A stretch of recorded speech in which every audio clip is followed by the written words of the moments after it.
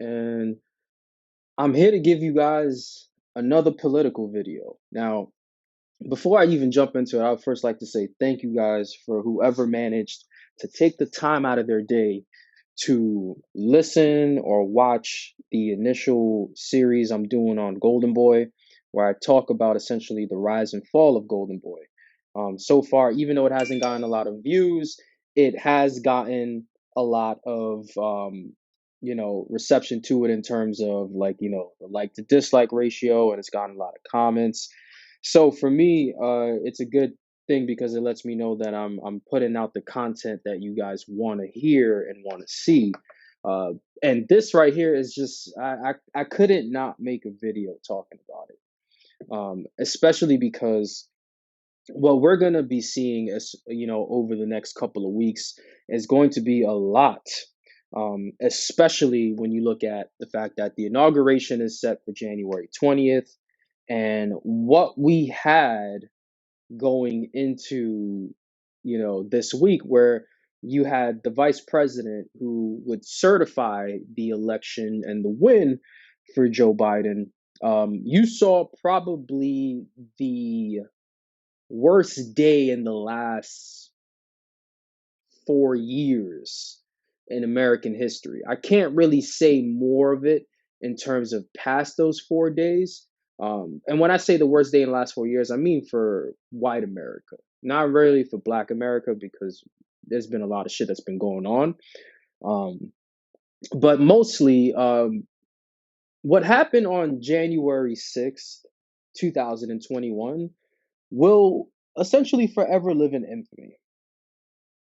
It will forever live in infamy, and that day will more than likely be known as Insurrection Day. Um, and it'll be known for a lot of reasons. And for many of you who don't know the details to it, essentially January 6th of 2021 was the date that Mike Pence goes to Congress, and he essentially certifies the election in front of the congressional people.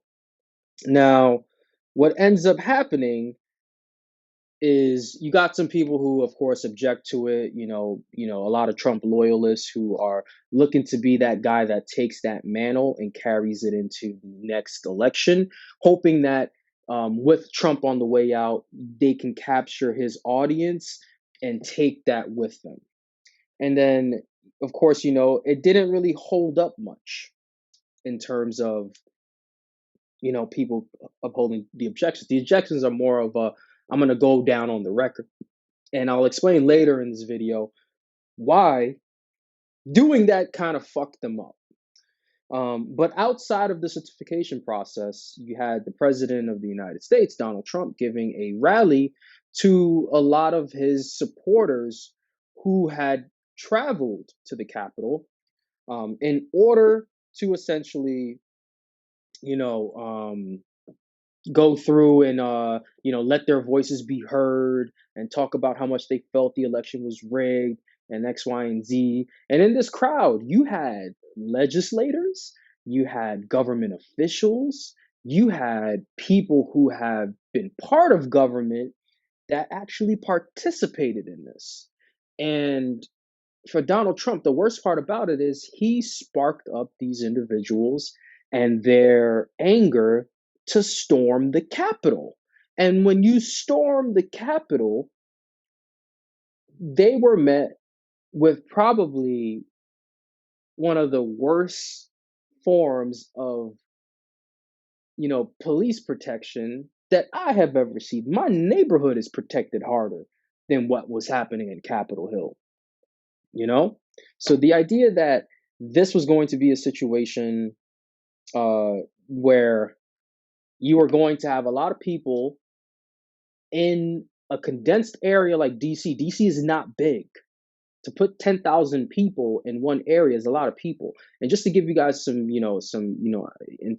give you a perspective of it, when we went through the summer, we had the George Floyd situation and Breonna Taylor situation, and you had people marching in the streets. The White House built a fence that was 1 mile of a radius in each direction of the White House. And that means north, south, east, and west. There was a 1 mile radius and a fence that was there. to protect the White House should anything happen. You had the President of the United States hiding in a bunker because they were afraid of protesters that were peacefully protesting. Yet for something like this, you took all the shackles off. You unlocked all the doors. You somehow forgot all the military gear, and you let barbaric mob storm the Capitol. And ultimately, you let them damage property. You put their lives at risk where they're climbing the walls of the building to get into Congress. You let them desecrate inside of those offices. And to make matters worse, you let the Confederate flag and the Nazi flag go inside of the Capitol. And a lot of people talk about Colin Kaepernick and kneeling as if that is some sort of form of disrespect to the flag. You had a guy who physically took down the American flag and put up a Trump flag. And I don't hear anything about how that. I don't understand how people are not as upset about that as they were about Colin Kaepernick, you know? And then you let, of all flags, the Confederate flag, a flag that didn't even touch Washington during the Civil War, you let that flag be proudly brought into the Capitol. And you want to quote unquote call it, culture, your Southern quote unquote pride. The flag that stands for treason, tyranny, disgust, and worst of all, slavery. A flag that shouldn't even exist in today's society. You let that hit the White House. You let that not even hit the White House. You let it hit the Capitol. You let it hit where the legislators are. And that's why today, not today, but January 6th, that day will live forever in infamy. It'll be known as Trump's Insurrection Day. And it'll be something that a year from now, 5 years from now, 10 years from now, 15, 20, 30, 100 years from now, we will know everything that happens on this day because of social media. There is no way that you can whitewash this day in the history books. You know, I feel bad for bookmakers who have printed out new textbooks every year because now you have to revise them. You have to document all of this. And because Insurrection Day will live in infamy, we also have to talk about the consequences of what happened on January 6th. First and foremost, there were 5 people that died when this mob happened, where these domestic terrorists stormed the Capitol. And one of those individuals was one of the Capitol Hill police. And I don't see a lot of the same Blue Lives Matter people talking about this. And it's kind of surprising. But also, let's also talk about the consequences, because there are consequences. And the first consequence is Donald Trump will be successfully impeached before he leaves office. And if he is not successfully impeached, he will resign. There is no way he comes out of this situation without needing to be impeached. And I know at first lawmakers are just like, oh, we probably don't need to impeach him. We'll try to talk to his side. No, you have to impeach him. It is crucial at this point that you impeach him. And it has nothing to do with trying to remove him from office as soon as possible, because while yes, I think that's a huge urge for it to do, one of the big reasons why you have to impeach him or get him to resign is because of everything that a president is subject to after he leaves office. And I'm not talking about trials and criminal investigations and civil investigations. No, I'm talking about the former Presidential Act. And the former Presidential Act is essentially an act where you will be giving the president of the United States access to very much the same things that he had during his presidency. So what that means that Donald Trump will receive a $213,000 pension for the remainder of his life every year, in which 13,000 out of that is also addressed to Melania Trump. Donald Trump will be given up to $1 million of travel allowance in order to travel anywhere he wants to on a yearly basis for the rest of his life. Melania will receive 500,000 in that amount. Donald Trump will also be able to fully fund and staff any office in any building that he purchases moving forward. And of course, and this is the crucial one, and this is something that, well, these are the last two crucial ones that are really important. The first one is every president receives Secret Service security for the remainder of his life, including his spouse and his children. And then after that, you have possibly the most crucial one of it all. And the most crucial consequence and why he will be impeached and why they are moving to impeach him, in my opinion, is every president receives intelligence briefings, no matter if he is in or out of office. That means the sensitive material that affects this country, that affects its people, that affects the United States on a global scale, Donald Trump would still be receiving those briefings. And I don't think there's anybody who is sane right now in government that is willing to let somebody like that continue to get intelligence briefings. So, with all that packed in, you now have to look at impeachment and look at what's the balance of power right now in the Congress and the Senate. So, in Congress, Democrats hold, I believe, a lead of about 228 to, I think, whatever the remaining number is. They hold a majority of seats. So yes, they can essentially impeach him because they have the amount of votes that it takes to move to the Senate. The Senate is where things get really, really interesting because, as you know, both Ossoff and Warnock defeated Perdue and Loeffler in the special election in Georgia this past week. And in doing so, the Democrats have achieved a 50-50 split in the Senate, which means that Kamala Harris, the vice president to be in the United States, will be the essential tiebreaker. And for a lot of people who are um, considering, when was the last time that we had a tiebreak in which the vice president had to do it? Wasn't that long ago. In the first year of Trump's presidency, he had nominated Betsy DeVos to be the Secretary of Education, which was one of the most disgusting decisions that you could make in terms of the children in our country and their education. Betsy DeVos deserves to be criminally investigated for a lot of the things that she does. And Betsy DeVos, as somebody who abides by education long before she became the department head, was a despicable human being. And because of all that, Betsy DeVos has now actually resigned following what happened on Insurrection Day. But in that Senate vote, you had Republican senators, a few of them, that were not happy with the pick.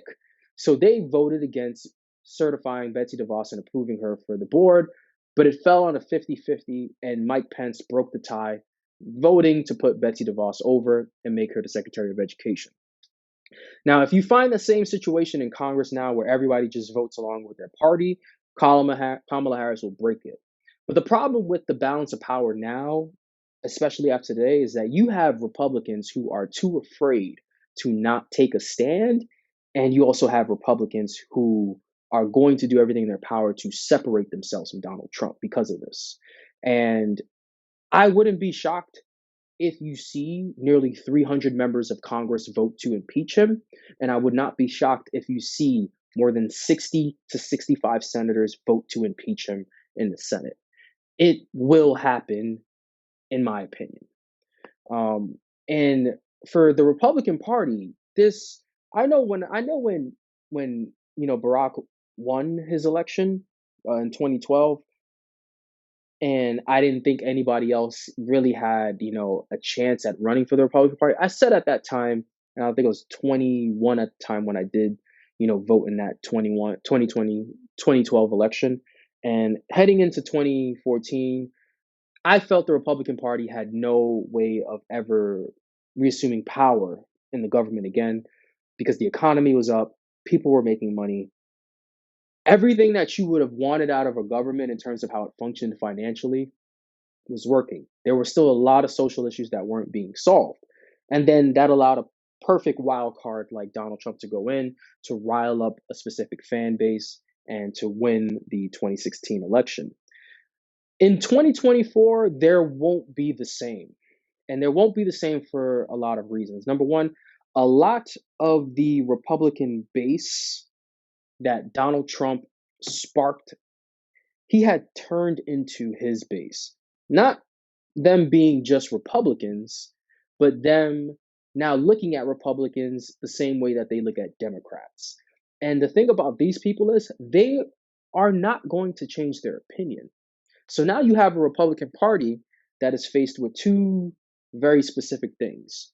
You're either going to reinvoke the same group of people in hopes that you find a candidate that will reestablish your power in 2024, or you subject yourself to what will essentially be happening over the next couple of weeks and potentially find yourself in a position where you are compromised.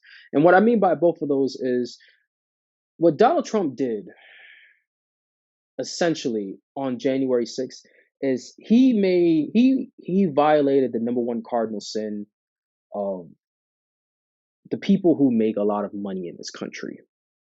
And what I mean by that is there are a specific set of people who have a long history of making billions of dollars in this country.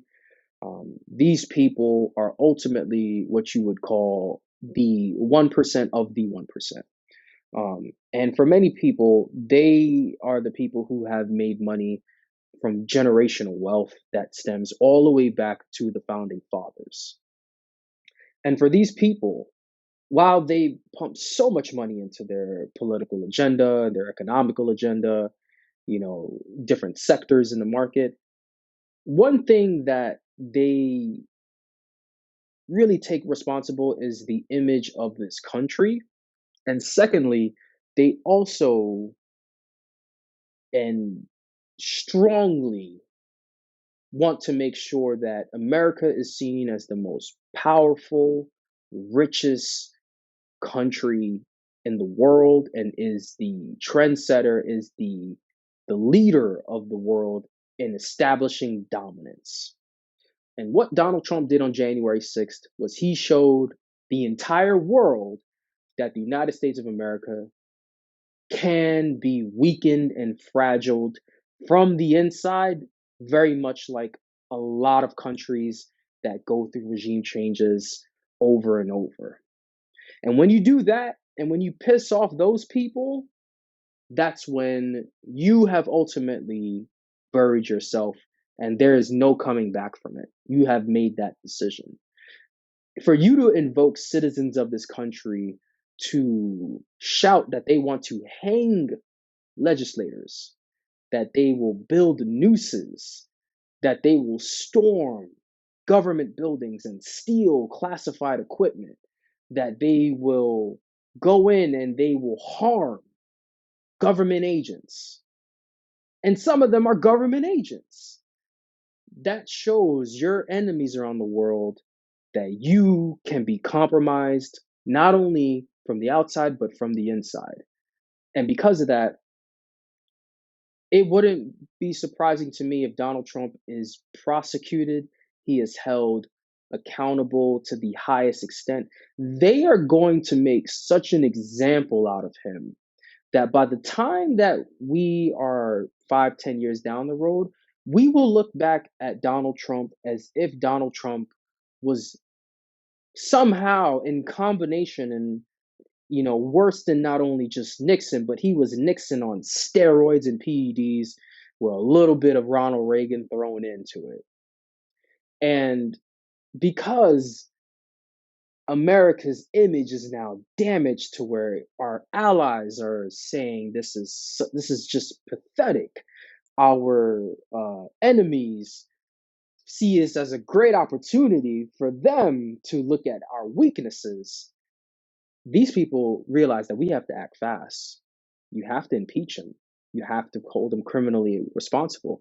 Why do you think so many people that showed up to Capitol Hill are getting arrested by the FBI in such a fast, quick turnaround time? People who went to DC, flew back home, drove back home, and the very next day, you got an FBI agent waiting outside your door. And they are politicizing. They are showcasing your face to the world to let people know that it didn't matter how you felt or what regrets you have. you are going to jail for the rest of your life, if not for a few years. And for Donald Trump, he too will suffer the same fate. This day was probably the biggest mistake he's ever made in his life. And the only difference now is that his money can't buy him out of that. You can't buy over people who are worth trillions of dollars that have been making money for generations in this country. These people want to make you an example, and they will spend billions of dollars in order to do so. They will make sure that you never, ever, ever have an influence ever in this country again. And the worst part about it is the individuals who are still sticking by Trump and they're supportive and everything, that's the people who really need to look over their shoulder everywhere they go from this point on. Because there will be no Make America Great Again group in 2024. That won't exist. If you thought Germany and Europe whitewashed Hitler, you just wait till you see what happens with Donald Trump.